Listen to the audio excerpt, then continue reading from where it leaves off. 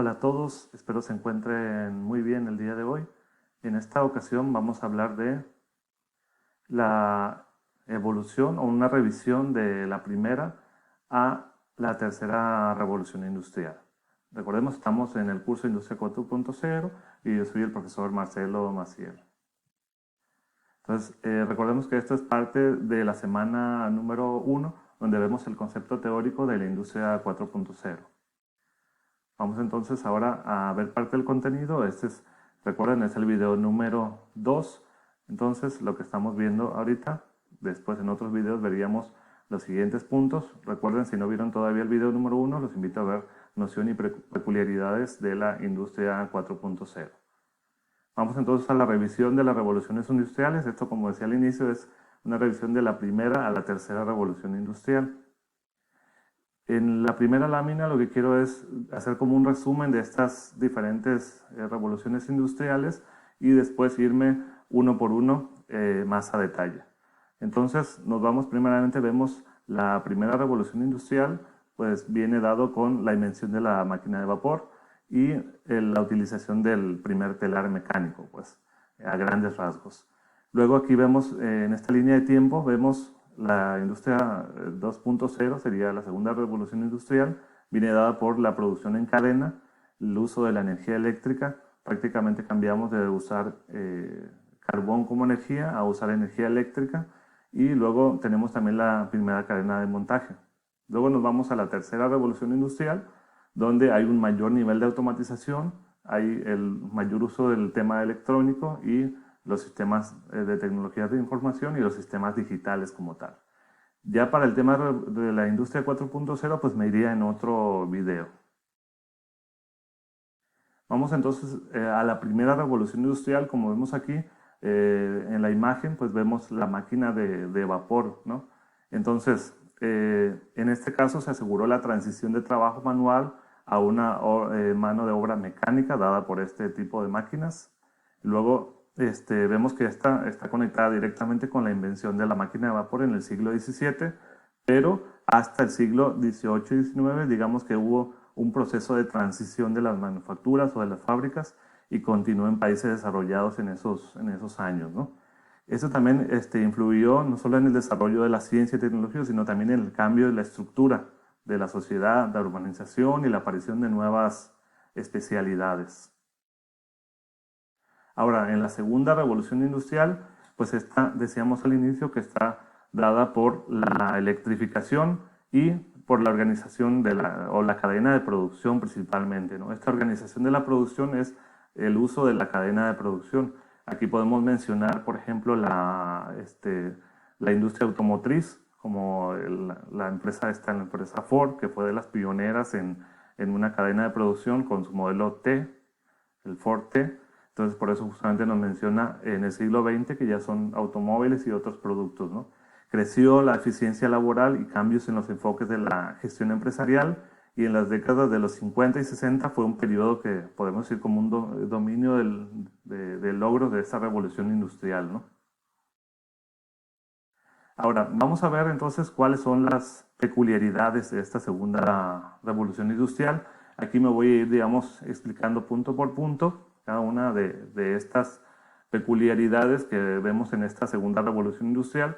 ¿Por qué me detengo mucho en esta segunda revolución? Porque pues posiblemente depende de en qué país estemos hablando. Hay países que apenas están en transición de la segunda a la tercera revolución industrial, o en este caso pues todavía siguen en la segunda revolución industrial, digamos, ¿no? O sea, todavía siguen usando estas mismas tecnologías de hace unos años atrás.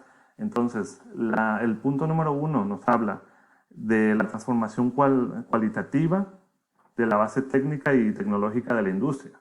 ¿A qué se refiere esto? Pues a la adquisición de posiciones de liderazgo de la industria, como por así decirlo, pesada. Esto se habla de las esferas del grupo A, las industrias grandes, las industrias pesadas, que determinó el destino de la economía de los países, ¿no? Y la creación del sistema de producción gracias a grandes máquinas. El segundo punto, pues, viene con un rápido crecimiento del papel de la ciencia o del rol de la ciencia en la transformación de la base tecnológica de producción. Así pues, basado en invenciones científicas, nuevas esferas formadas que fueron, digamos, muy importantes en la economía. Aquí podemos hablar de la ingeniería eléctrica, la industria del motor, el procesamiento del petróleo, por mencionar así algunas, ¿no? La producción se convirtió en una aplicación tecnológica de la ciencia. Entonces, eso es algo como casi poético, ¿no? Decirlo que es una aplicación tecnológica de la ciencia, ¿no? Entonces, tenemos en el tercer punto, podemos hablar también del cambio de la base energética de la producción. Esto es algo también crucial. Aquí se puede hablar de la transición de una nueva fuente de combustible y energía. Pues ahí hablamos de la electricidad y de los productos generados con el petróleo, por ejemplo. Y luego vemos profundos cambios en el sistema técnico y organizativo.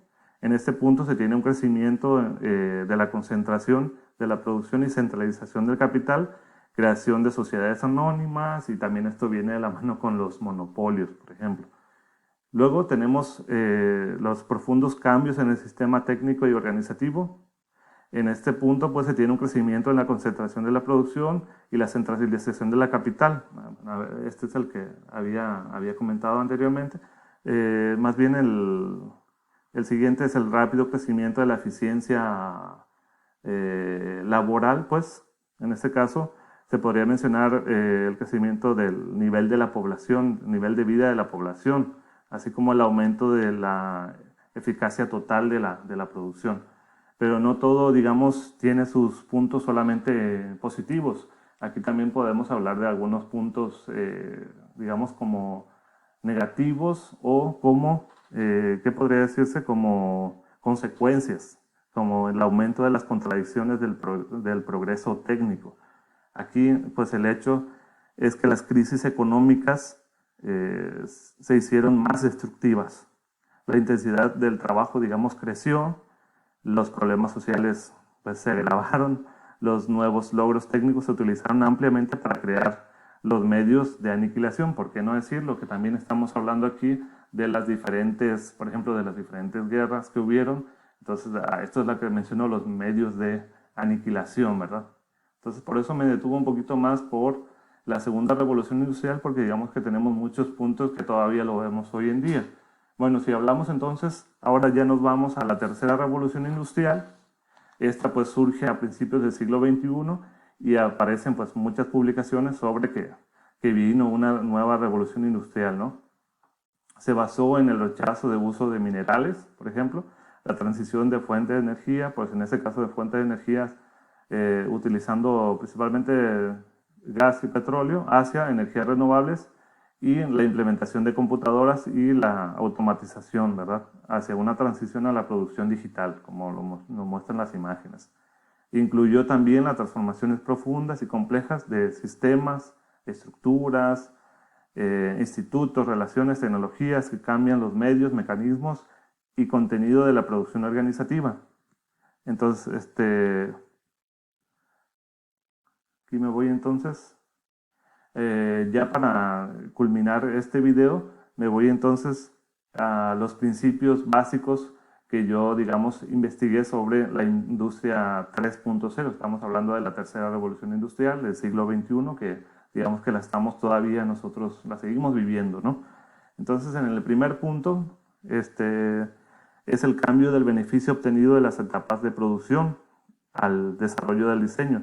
Un ejemplo clásico fue la formación desigual del valor agregado en el diseño, creación o cadenas de comercialización y cadenas de montaje. O sea que hoy en día se le da mucho valor agregado al diseño y la producción. Quiere decir que, por ejemplo, los ingenieros que anteriormente trabajaban más en la parte operativa, pues hoy en día también hay mucho trabajo en la parte de diseño, en la parte de investigación y desarrollo, por ejemplo. Luego, por eso les digo que todavía lo estamos nosotros viviendo aquí mucho, porque eso se está dando una transición muy importante, por ejemplo, aquí en México. El segundo punto se refiere al crecimiento de la eficiencia laboral. Y aquí hay que tener cuidado porque nos podemos confundir, porque esto como resultado dio una reducción de los obreros y empleados involucrados, digamos, en la producción. Entonces aquí pues creció la eficiencia, pero pues también se requirieron cada vez menos, digamos, obreros en la parte operativa de las industrias. Y luego tenemos Pues aquí, digamos, podemos mencionar varias industrias, por ejemplo, la Coca-Cola, que casi no tiene obreros, por ejemplo, en la parte operativa de producción. Entonces, pues todo es prácticamente automatizado, ¿no? Y luego, en el tercer punto, finalmente tenemos una sustitución de los modelos de negocios tradicionales. Aquí podemos hablar, por ejemplo, de la descentralización o de modelos de negocios descentralizados. Y bueno, comentarles nada más que en el siguiente video vamos a estar hablando de la transición a la industria 4.0. En esta pues vimos la revisión de las revoluciones industriales a la primera y a la tercera, primera a la tercera, y la cuarta la vamos a estar pues viendo más a detalle en el siguiente video. Como les comenté aquí, vamos a ver una transición entonces a la industria 4.0 en el video número 3. Les agradezco a todos por su atención y nos veríamos en el siguiente video.